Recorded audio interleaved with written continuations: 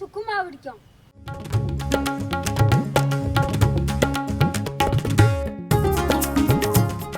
சுக்கு மாவு பிடிக்கிறதுக்கு தேவையான பொருட்கள் என்னன்னு சொல்லிடுறேன். 1/2 கிலோ பச்சரிசி வந்து ஒரு 10 நிமிஷம் ஊற வச்சு நல்லா தண்ணியை வந்து வடிச்சு வச்சிருக்கிறோம். இந்த மாதிரி ஒரு ஓலைப்பட்டியில் போட்டு வச்சிட்டிங்கன்னா தண்ணி நல்லா வடிஞ்சிரும். இந்த மாதிரி வடிச்சு வச்சிருக்கிறோம். வெல்லம் வந்து 400 கிராம் எடுத்து வச்சிருக்கிறோம். தேங்காய் துருவல் வந்து 1 மூடி எடுத்து வச்சிருக்கிறோம். எவ்வளோ தேவையோ அந்த அளவுக்கு நம்ம யூஸ் பண்ணிக்கலாம். சுக்கு வந்து ஒரு 3 சின்ன துண்டு எடுத்து வச்சிருக்கிறோம். ஒவ்வொருத்தருக்கு காரம் அதிகமாக தேவைன்னா அதுக்கு தகுந்தாப்புல நீங்கள் யூஸ் பண்ணிக்கலாம். முதல் சுக்கு இடிச்சுக்கிடணும்.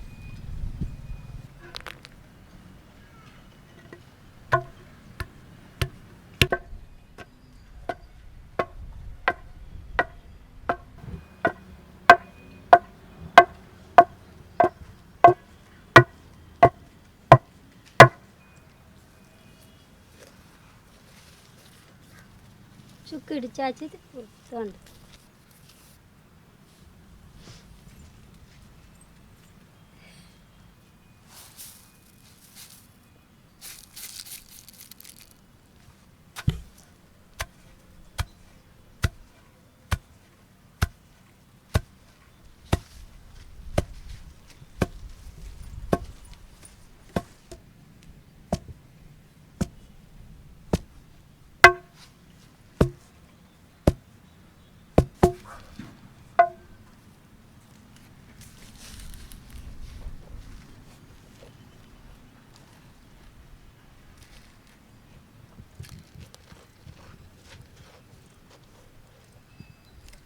ஒரு நேரம் இதை சளிச்சுக்கிடணும் இடிச்சு.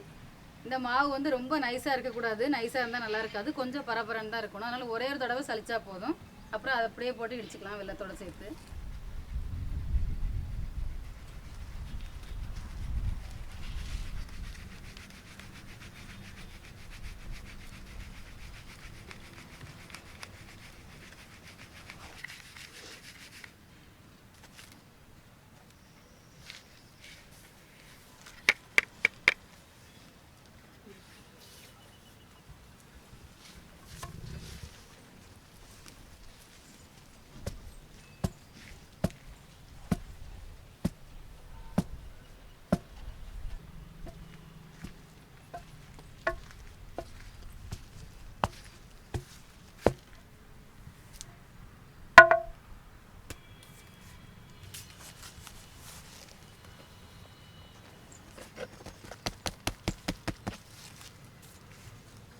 இப்போ வெல்லம் போட்டலாமா பிரிமா?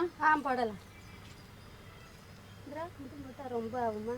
அதான் போட்டு இடித்து பார்த்துட்டு அப்புறமா நம்ம போட்டுக்கலாம்ண்ணா.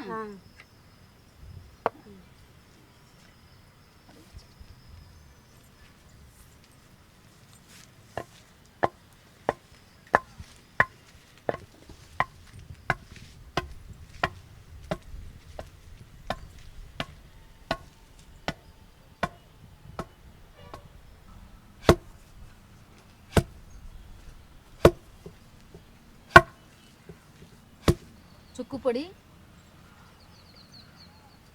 தேங்காய் துருவல்,